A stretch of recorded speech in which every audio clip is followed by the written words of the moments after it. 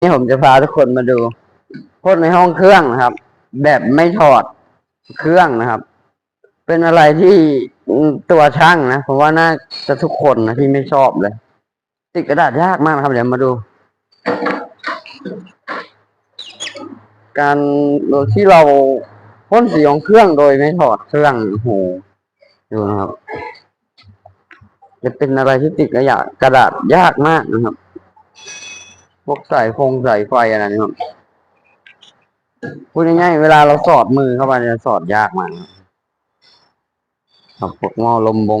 เบรกพอดีเขาก็ให้เปลี่ยนสีใหม่แล้วพ่นสีของเครื่องด้วยนะครับเดี๋ยวก็มาดูวิธีการพ่นของเครื่องแหลมนะครับ หลังจากที่ผมล้างติดกระดาษเสร็จนะครับครับแบบมาดูกัน